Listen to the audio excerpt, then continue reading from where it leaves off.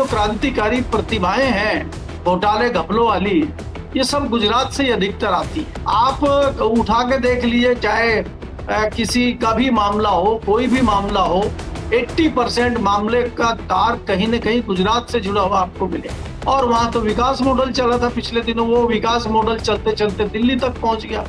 तो भाई जब गुजरात का मॉडल दिल्ली तक पहुंचेगा तो देश तो प्रभावित होगा ही उससे। नमस्कार दोस्तों, कैसे हैं आप लोग। उम्मीद है आप सभी अच्छे होंगे।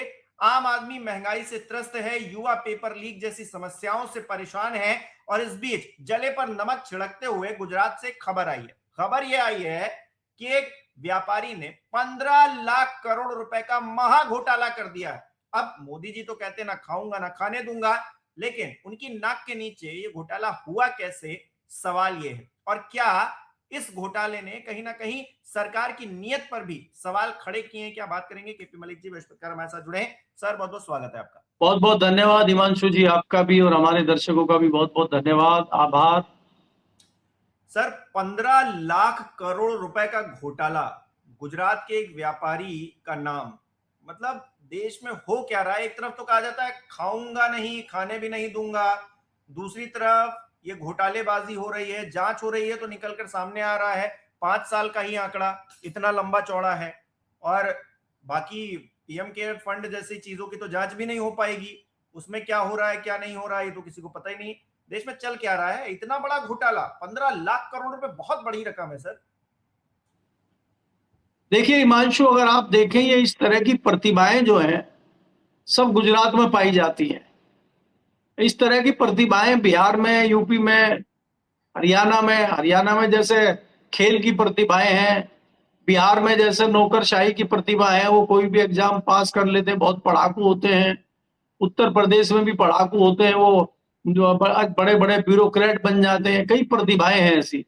तो ये इस प्रकार की जो क्रांतिकारी प्रतिभाएं हैं घोटाले घपलों वाली, ये सब गुजरात से ही अधिकतर आती है। आप उठा के देख लीजिए, चाहे किसी का भी मामला हो, कोई भी मामला हो, 80% मामले का तार कहीं न कहीं गुजरात से जुड़ा हुआ आपको मिलेगा। और वहां तो विकास मॉडल चला था पिछले दिनों, वो विकास मॉडल चलते चलते दिल्ली तक पहुंच गया। तो भाई जब गुजरात का मॉडल दिल्ली तक पहुंचेगा तो देश तो प्रभावित होगा ही उससे। आप सोचिए कि इसमें जीरो लगाते लगाते थक जाएगा आदमी। 15 लाख करोड़, हम तो यहाँ 15,000 करोड़ का सुन के हैरान हो रहे थे, भी पीछे 12,000 करोड़ का हुआ, दूसरे घोटाले देखे, और वो तो दब गए सब घोटाले और उनकी चर्चा खत्म हो गई। अब ये नए महाशय जी आए बड़ा लेके, कह रहे ये लो बड़ा, और ये तो 2020 से 2024 तक का है। 24 से 26 तक का क्या हुआ भाई? अभी तो जब वो पता चलेगा तो फिर और हालत खराब होंगे। आप ये देखिए कि देश में किस प्रकार से मामला चल रहा है। जनता को उलझाया हुआ है मंदिर मस्जिद में, जनता को उलझाया हुआ है एनटीए के एग्जाम में, युवाओं को उलझाया हुआ है पर्चा लीक में। सब अपना अलग अलग मजे में उलझे हुए हैं। हिंदू मुस्लिम में उलझे हुए हैं लोग, भक्ताई में उलझे हुए हैं लोग, अंधभक्त बने हुए हैं। नौकरियों में किसी की नौकरी नहीं है, कोई राशन पानी के चक्कर में लगा हुआ है, कोई फ्री के राशन के चक्कर में लगा हुआ है। इतना भ्रष्टाचार, इतने घोटाले घपले आज तक हमने नहीं सुने हैं। ये तो पराकाष्ठा है घोटाले घपलों की। अब तो लगता है कहीं अंत ही नहीं है। आप कहीं भी देख लीजिए, किसी भी मंत्रालय में हाथ डालते हैं, किसी भी क्षेत्र में हाथ डालते हैं, कहीं भी चर्चा करते हैं, किसी भी विभाग में चर्चा करते हैं, घोटाले अपने पीक पे हैं। और महाशय जी कह रहे हैं कि ना खाऊंगा ना खाने दूंगा, मैं तो चौकीदार हूं, मैं तो झोला उठा के चल दूंगा, और सब उनकी नाक के नीचे चल रहा है। अब कह रहे हैं कि नोट जो है बेकार बन गए थे, वो नोटों में कुछ और हो रहा है, प्लास्टिक के नोट लाएंगे अभी। अब फिर प्लास्टिक के नोट के लिए फिर लाइन में लगी है। तो ये क्रांति चलती रहेगी देश में और लोग बर्बाद होते रहेंगे। अब हर चीज को यहाँ जस्टिफाई करने वाले भी इन्हीं के लोग हैं। अब ये कह रहे हैं कि हम रूस से, ईरान से तेल नहीं लेंगे, वेनेजुएला का तेल बहुत अच्छा है। आज ही आया अखबार में, प्रधानमंत्री जी ने कह दिया कि हमारे लिए मुफीद है वेनेजुएला से तेल खरीदना। अर्थशास्त्री, जानकार, जितने विशेषज्ञ हैं वो कह रहे हैं कि भारत के लिए अच्छा नहीं है वेनेजुएला से तेल खरीदना। उसके तमाम खर्चे हैं, उसकी तमाम दूरी है, वहां पे रिफाइनरी नहीं है, 1000 कमियां वो बता रहे हैं, लेकिन ये कह रहे हैं नहीं नहीं नहीं बहुत अच्छा है, बहुत अच्छा है। और दूसरा वहां पे वहां के जो इनके मित्र हैं ट्रम्प साहब, वो ये कह रहे हैं कि भारत ने हमें लूटा है पिछले 10 साल तक, जब से मैं आया हूं मैंने ठीक किया है, और मोदी जी हमारे मित्र हैं, अब हम दोनों मिलकर बिल्कुल फिट कर दें। क्या मस्करी देश में चल रही है, क्या मस्करी दुनिया में चल रही है। ऐसा तो हमने ना कभी देखा ना सुना, जो हालात आज देश के चल रहे हैं। लेकिन किसी को कोई चिंता नहीं है, किसी को कोई फर्क नहीं पड़ता है। लेकिन सर वो अब जिस मूर्ख बना प्रकार रहे से हैं ना, जी मूर्ख बना रहे हैं ना सर, वो एआई वीडियो डालकर कि देखिए पटना में कितना विकास हो गया, मूर्ख बना रहे हैं ना। वो तस्वीर कोई नहीं दिखा रहा है कि गुजरात के भीतर वो 45 फीट गड्ढे में जाकर महिलाएं जो है पानी लेने को मजबूर हैं। मध्य प्रदेश में जल संकट किस तरह का है, या फिर तमाम और राज्यों में किस तरह का है, कोई नहीं बता रहा है। बता रहे हैं पटना की तस्वीर एआई वाली दिखाकर, सबको मूर्ख बना रखा है ना। वो खान सर के वहां रेड डलवा दो क्योंकि वो बोल रहे हैं, वो गोदी मीडिया पीछे पड़ जाएगा। अभिनय सर और तमाम जो ऐसे लोग हैं जो छात्रों के साथ खड़े हो रहे हैं या फिर उनके लिए कहीं ना कहीं मोर्चा खोले हुए हैं सरकार के खिलाफ कि भाई परीक्षाएं तो सही से करवाओ, तो उनके खिलाफ बोलेंगे, उनके खिलाफ मोर्चा खोलेंगे। क्या फर्क पड़ता है, 15 लाख करोड़ रुपए का कहीं पर अगर कुछ हो भी गया है तो क्या हो गया। भाई, एनटीए के जो महाशय थे उनको सजा दे तो दी, उनको सजा दे के एग्रीकल्चर सेक्रेटरी बना दिया, देखिए कितनी बड़ी सजा दी है। तो सरकार सजा दे तो रही है। कितना जो है मीडिया में उछाला था कि एनटीए के सेक्रेटरी को हटा दिया गया, एनटीए के डीजी को हटा दिया गया, एनटीए के इसको हटा दिया गया। अरे हटा के किया क्या उसका? अगर आपने कोई गड़बड़ी की है, आपने कोई भ्रष्टाचार किया है, आपके ऊपर कोई इतना बड़ा दोष है, तो हटा के आप क्या कर रहे हैं उसको? हटा के तो आपने लगता है उससे भी बड़ी जगह उसको दे दिया। एनटीए से बड़ी जगह आपने कृषि के मंत्रालय का सचिव उनको बना दिया, तो ये तो उनका प्रमोशन हुआ, ये डिमोशन कहां हुआ?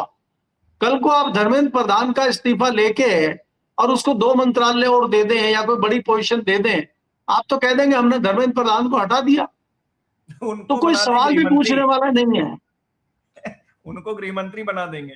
तो कहीं कहीं मैं यही कह रहा हूं कि ये जो है अंधभक्तों की भीड़ है, वो कह रहे हैं देखिए कितना बड़ा डिसीजन हो गया है, उसी को जस्टिफाई करने लगते हैं। दुर्भाग्य वो युवाओं का है, दुर्भाग्य जो लोग, आप ये देखिए कल ही आज के अखबार में खबर है कि एक लड़की ने ये कहते हुए सुसाइड कर लिया कि नीट की परीक्षा दोबारा देना उसके बस की बात नहीं है, और उसने सुसाइड कर। दुखद। कितने बच्चे इस मानसिक प्रताड़ना को झेल रहे होंगे, कितने परिवार, कितने पेरेंट्स इस प्रताड़ना को झेल रहे होंगे, कितना पैसा इनका खर्च हुआ होगा, कितना समय इनका खर्च हुआ होगा, बच्चों के ऊपर मानसिक तौर पर कितना दबाव होगा। ये कोई सोच रहा है? इस विषय में किसी की चिंता है? और ये कोई आगे सुधार करेंगे, इस पर कोई विचार ये कर रहे हैं? आपको लगता है इनको कोई चिंता है? इनको कोई फर्क नहीं पड़ता, कोई मरे कोई जिए, क्योंकि ये पारिवारिक समस्याओं के बारे में तो समझते नहीं है। ना इनको रसोई की जानकारी है, ना इनको किसी घर की जानकारी है, ना महिलाएं किस प्रताड़ना से गुजरती है ना उसकी जानकारी है। इनको कुछ जानकारी नहीं है। इनको मंदिर मस्जिद की जानकारी बखूबी है, उसकी राजनीति ये बहुत अच्छी करते हैं। अभी चुनावी तैयारियां जो है शुरू हो गई है, 5 राज्यों में चुनाव है, उसमें मुख्यतः यूपी और पंजाब पे फोकस किया जा रहा है। अब वहां पर राजनीति होगी, अब सारा ध्यान वहां लगाए कि यहाँ देखें, देश को देखें, मंत्रालय देखें या वहां पे इलेक्शन देखें। तो हम तो अपना इलेक्शन देख रहे हैं, तुम लोग देखते रहो, देश को पर्चे लीक हो रहे हैं, भ्रष्टाचार चल रहा है, अधिकारी अपना काम कर रहे हैं, क्योंकि इन्हीं अधिकारी को जब हम भ्रष्टाचार करने देंगे, पैसा कमाने देंगे, तभी तो चुनाव में हमारा काम करेंगे। नहीं तो हम कैसे काम करेंगे हमारे चुनाव में? अगर हम इनको सस्पेंड कर देंगे, एक्शन लेंगे, तो फिर हमारे चुनाव में कैसे काम करेंगे, ये तो बताओ। तो इसलिए हमने इनको छूट दे रखी है जी। और इतने महान महान लोग हैं, वो मुख्यमंत्री रेखा गुप्ता जी वो बता रही थी कि यमुना का पानी जो है वो थोड़ा इवेपोरेट हो जाता है, वाष्पित हो जाता है, इसलिए जो है पानी की कमी हो रही है। क्या मतलब, क्यों है वो मुख्यमंत्री? मतलब वो उन पे कोई एक्सपर्ट है, सवाल क्यों नहीं विशेषज्ञ, उठा रहा? वो एक्सपर्ट है, विशेषज्ञ है, अमेरिका की बड़ी यूनिवर्सिटी में पढ़ के आई है, तभी मुख्यमंत्री है, तभी वो ज्ञान उन्होंने दिया है जो बाकी आदमी को नहीं पता है। आम और आदमी को तो ये बात है नहीं कि भाई वाष्पित हो जाता है पानी। वो अंग्रेजी में बता रही है, ये तो सोचिए, उसी अंग्रेजी दिल्ली में में बता सर, रही है। और उसी दिल्ली में 21 लोग जलकर मर गए, किसी की जिम्मेदारी तय नहीं हो पा रही है। ये कितने मतलब कैसी क्या चल क्या रहा है सिस्टम सर? भाई हिमांशु जी, मैं कह रहा हूं ना, देखिए भ्रष्टाचार का बोलबाला है। अब आप क्या करेंगे कि वो जिसका होटल है उसके कुछ कर्मचारी, उसके मैनेजर, उसके मालिक को आप जेल में डाल देंगे। थोड़े दिन बाद उसकी बेल हो जाएगी, फिर कोर्ट में केस चलता रहेगा, 20 साल केस चलेगा, तब तक आधे लोग मर जाएंगे, फिर एक आध कोई बचेगा। जैसे अभी आपके यूपी में नहीं हुआ कि वो 88 साल के एक व्यक्ति को सजा हो गई है 20 साल की, अब वो 88 साल के हैं, वो 20 साल की सजा कहाँ भुगतेंगे वो, है उनको जेल में डाल दिया है। तो यहाँ कोई कुछ नहीं होना है। मोदी जी कानून बदल रहे हैं, लगातार कानूनों में बदलाव हो रहा है, लेकिन जो इस तरह के कानून हैं उनमें कोई बदलाव नहीं होगा। जो इस तरह के रूल रेगुलेशन है उनमें कोई बदलाव नहीं होगा। हमने अपना तोता बना रखा है तमाम एजेंसियों का, उनको कोई छूट नहीं दी जाएगी, उनके लिए कोई कानून नहीं बनेगा। पुलिस की फाइल धूल फाक रही है कि उसको अलग से एक आयोग बनाओ, पुलिस आयोग बनाओ और पुलिस को अलग संस्था बनाओ, उस पर बिल्कुल नहीं बनाएंगे, क्योंकि पुलिस को तो हमें अपनी कठपुतली रखना है। तो इसलिए हमें ध्यान दूसरी तरफ देना है। ये चीजें तो चलती रहती, लोग मरते रहते हैं। कोई 20-21 लोग या 25 लोग जल के मर गए हैं, ये सरकार के लिए कोई बहुत बड़ा मुद्दा है, बहुत बड़ी बात है? मुझे नहीं लगता। लोगों का काम है मरना। गुजरात में पुल टूटा था, एक लोग मर गए। अभी पीछे आपने देखा था गोवा के एक बार में आग लग गई थी, वहां लोग मर गए थे। 2 दिन बड़ा न्यूज चला, खूब हो हल्ला हुआ, मालिकों को पुलिस ढूंढ रही। अरे भाई, मालिकों को तो ढूंढ रही है पुलिस, उसको भी ढूंढ लो ना जिसने परमिशन दी है। बिल्कुल। दिल्ली में इस होटल की परमिशन किसने दी? आप तो आप कह रहे हैं ना कि ट्रिपल इंजन की सरकार है। दिल्ली में एमसीडी भी आपकी है, दिल्ली सरकार भी आपकी है, केंद्र सरकार भी आपकी है। तो उनको फायर का सर्टिफिकेट, उनको होटल का सर्टिफिकेट, उनको तमाम जो सर्टिफिकेट एनओसी दी है उस पर भी तो विचार कर लो। तो जिन्होंने दी है उनको भी सस्पेंड करो। अब उनको सस्पेंड कैसे करेंगे, क्योंकि वो तो कहता माल ऊपर तक पहुंचाते हैं, तो फिर वो कैसे सस्पेंड होंगे? तो ये तो गाज जो है होटल के मालिक पे ही गिरेगी और उसके कर्मचारियों पे ही गिरेगी, ये तय है जी। और मंत्री जी इस्तीफा नहीं देंगे, मंत्री जी इस्तीफा दे देंगे तो भूचाल आ जाएगा। देखना मोदी जी को है, सारी शिक्षा व्यवस्था, पेपर लीक और तमाम चीजें, उसमें वायुसेना की मदद ली जाएगी और मंत्री जी इस्तीफा नहीं देंगे। और अभिजीत दीप के अभी 6 तारीख को आ रहे हैं भारत में, उन्होंने शक पहले से ही जाहिर कर दिया है कि उनको गिरफ्तार कर लिया जाएगा। गिरफ्तारी हो जाएगी तो और हंगामा होगा, लेकिन मंत्री जी इस्तीफा नहीं देंगे। किसी की कोई जिम्मेदारी या जवाबदेही नहीं है किसी भी मामले को लेकर। ये एक सार्वभौमिक सत्य हो गया है सर क्या? देखिए हिमांशु, इसमें मुझे 3 चीजें लगती हैं। एक चीज तो यह है कि सरकार कहीं ना कहीं इस्तीफा दिलाने के लिए तैयार, बकरा बली का बकरा बनाने के लिए तैयार धर्मेंद्र प्रधान को किया हुआ है और उसको शहीद करना ही है। लेकिन उसको शहीद किया जाए, उसको पहले ही इस्तीफा देके उसकी मौत ना की जाए, उसको शहीद बनाओ। मरना तो है इसको, लेकिन इसको शहीद का दर्जा दो। शहीद का दर्जा कैसे दिया जाए? कि 2-4-10 दिन हंगामा होने दो और उसके बाद इस्तीफा देकर शांत करा दो। एक तो ये रणनीति सरकार की हो सकती है। दूसरा जो है, अब सरकार एक मोर्चे पर फंसती हुई भी नजर आती है। अगर सरकार उसको गिरफ्तार करती है तो जो देश का युवा है वो कहीं ऐसा ना हो भड़क जाए, सड़कों पर उतर जाए। और दूसरा ये है कि अगर वो उसको गिरफ्तार नहीं करती है और वो वहां तक पहुंच जाता है जंतर मंतर तक और वो वहां पे धरना प्रदर्शन शुरू कर देता है, तो कहीं ऐसा ना हो कि वो धरना आउट ऑफ कंट्रोल हो जाए, कहीं ऐसा ना हो किसानों के धरने की तरह बन जाए। क्योंकि किसानों के धरने की भी सांठगांठ हुई थी और उसमें भी कई लोगों ने इस तरह की जिम्मेदारी ली थी कि धरना कुछ दिन चलेगा और फिर उसमें 1-2 लोग शहीद होंगे और धरना उठा लिया जाए। लेकिन वो धरना इतना मजबूत हो गया कि एक व्यक्ति के कहने से धरना नहीं उठेगा, ये तय हो गया। और उसमें लगभग 2 दर्जन ऐसी यूनियंस थी जो किसी भी कीमत पर सरकार से समझौता करने को राजी नहीं थी। तो इसलिए मामला नहीं बना, धरना लंबा खिंच गया। तो कहीं ऐसी परिस्थिति ना बन जाए देश में कि भाई ये धरना सरकार के लिए गले की हड्डी बन जाए। क्योंकि सरकार भी जानती है कि जिस प्रकार से किसानों का आंदोलन हुआ था, किसान तो फिर भी दूर दराज से आए थे, ये युवा है और युवा थोड़ा एग्रेसिव होता है, गुस्सा ज्यादा होता है। तो कहीं सरकार के लिए नुकसानदायक सिद्ध ना हो जाए। एक तो ये है। दूसरी बात ये देखना होगा कि सरकार कोई चिंता क्यों नहीं कर रही है, सरकार कोई एक्शन क्यों नहीं ले रही है, सरकार मद में क्यों है। मुझे थोड़ा सा ये भी लगता है हिमांशु जी के पार्टी के अंदर भी कुछ मतभेद इस पे चल रहे हैं। पार्टी के संगठन के, आरएसएस के, बीजेपी के, इन सब के अंदर एक 2-3 खेमे बन गए हैं। कुछ लोग सहमत हैं, कुछ असहमत हैं, इस तरह की भी चर्चाएं हैं। दूसरी बात हम ये देखते हैं कि भारत जैसे बड़े लोकतंत्र में, बड़े देश में हर 10 साल में राजनीति थोड़ी बदलती हुई नजर आती है हमें। अगर आप आकलन कर लें आजादी के बाद से, 47 के बाद से करें, तो आजादी के बाद नेहरू जी प्रधानमंत्री बने, 10-15 साल बाद उनके खिलाफ भी धरने प्रदर्शन शुरू हो गए थे। उसके बाद फिर जो है बहुत कम समय के लिए शास्त्री जी आए थे, उसके बाद इंदिरा गांधी आई, और उसके 10-15 बाद फिर इमरजेंसी इंदिरा गांधी को लगानी पड़ी। देश में हालात बहुत खराब हो गए।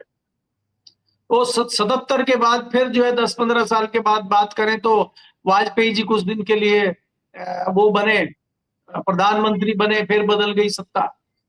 10 साल फिर कांग्रेस की सत्ता किसी तरह चली, उसमें जो है फिर आप 99 में ये बन गए वाजपेयी जी।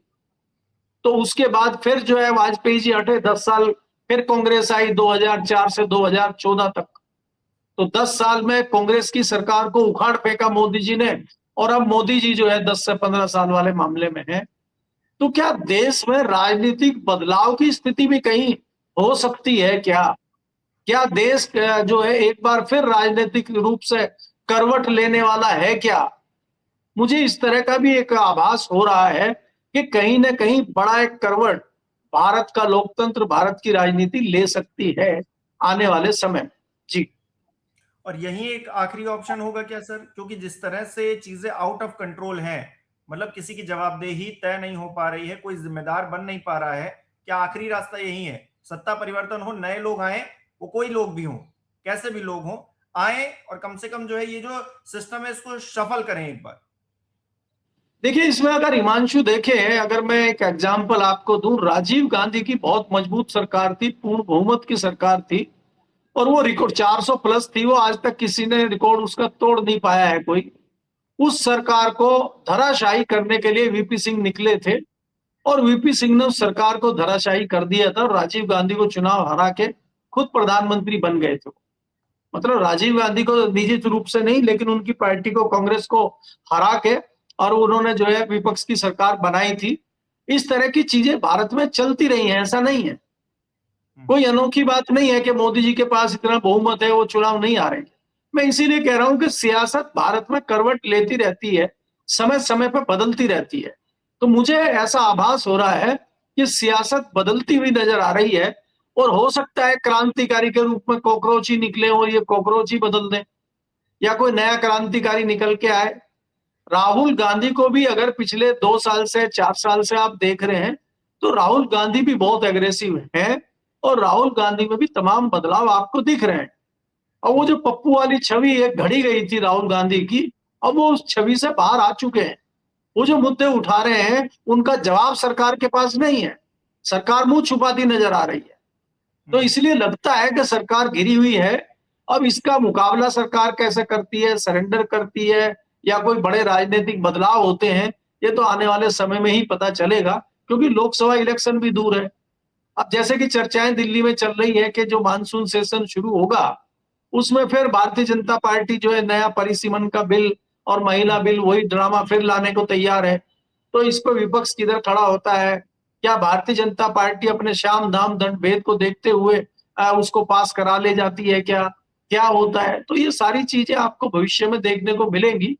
लेकिन यह है कि युवा आक्रोशित है, और युवाओं के इर्द गिर्द जितने, जैसे आपने खान सर का नाम लिया, बाकी लोगों का नाम लिया, इस तरह के लोग भी कहीं ना कहीं विचार कर रहे हैं कि सरकार जिस तरह से युवा के खिलाफ है। और भाई युवाओं की आज भारत में अगर देखेंगे तो मुझे लगता है कि 60 से 65% युवा हैं देश में, और उनमें से अधिकतर बेरोजगार हैं।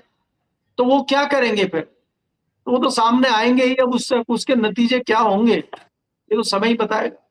जी। जी। बहुत बहुत शुक्रिया सर हमारे साथ जुड़ने के लिए, तमाम बातचीत के लिए। हमारे दर्शक किस तरह से देख रहे हैं, 15 लाख करोड़ रुपए का महा घोटाला गुजरात से निकलकर सामने आया है, तो क्या दिखा रहा है। और जिस तरह से नाराजगी युवाओं की है, महंगाई जिस तरह से लगातार बढ़ती जा रही है, आम आदमी कहीं ना कहीं त्रस्त है। क्या सत्ता परिवर्तन का कोई इशारा मिल रहा है कि राहुल गांधी तो कह रहे हैं 1 साल के भीतर या तो इमरजेंसी लगेगी या फिर मोदी जी अपने पद पर नहीं रहेंगे। अपनी राय कमेंट बॉक्स में जरूर बताइएगा। इस वीडियो को लाइक करना, शेयर करना मत भूलिएगा। हमारे चैनल को सब्सक्राइब नहीं किया तो वो भी जरूर कीजिएगा। आप हमें सहयोग भी कर सकते हैं ज्वाइन बटन पर क्लिक करके। बहुत बहुत धन्यवाद।